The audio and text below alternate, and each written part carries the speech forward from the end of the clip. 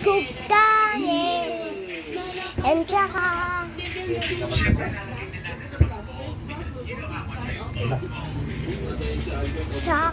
ano, ito, tagkaan ako.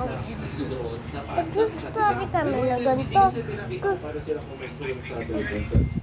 sabi ng kaibigan ako, gantong kakatang ito.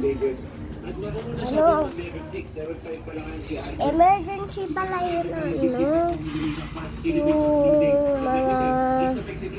yung mga sa English, sa ibang bansa. Doon, nakita ko na.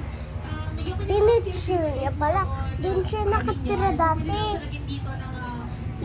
Current shield ni Pavilla Luna. So yung slow hindi magiging gano'n ka-effective for them. Because my bottom lane. And then I like alam ko, sinabi ko. Dahil hindi din sila nag-over the Parang nakakatakot yan. They will just continue on taking objectives sa kanilang mga farm. So hindi pa sabi niya,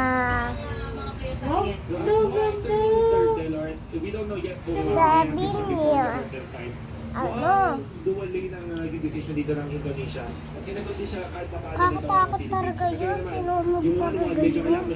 Aksidente. Especially against sa Populit Kupa na malakas mag-lane tapos malakas mag-push. Ngayon, tinasir na nila yung Tsaka bottom lane kasi may laban na sa may narinig kami kumatok sa pinto. Sila ng problema into taking the objectives.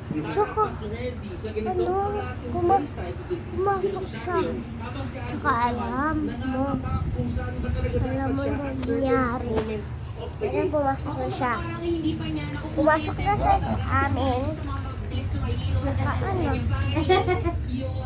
So, Philippines ngayon, they are setting up the Tsaka, mas mabilis din sila nakapunta doon sa mga objectives just like that.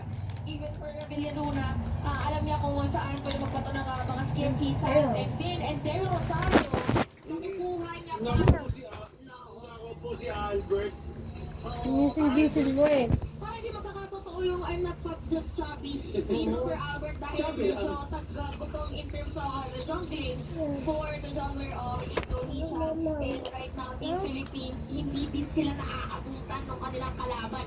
Yung 1-0 pa lang yung skills natin. Pero lang na ng 1,000. Si R7 hindi na nakakalapas. May Thanos, may checkpoint, may KQ, lahat na. Nandun lang yung sa tawag niya, hindi siya makadikit. 3.4k para kay Esmeralda, 2.5k lang kay R7. So, lamang si Soto Ay, my God, pinapisawan ka. Dahil sa dalawang third test, in fact na nabubuhay na yung si R7. Naghirap ngayon sa side ng Indonesia. Tsaka sabi niya na dapat ay aabante ang Indo, hindi pa rin nila nagawa ng resolusyonan. And this means na ang Indonesia ay malulugi pag nagkaroon ng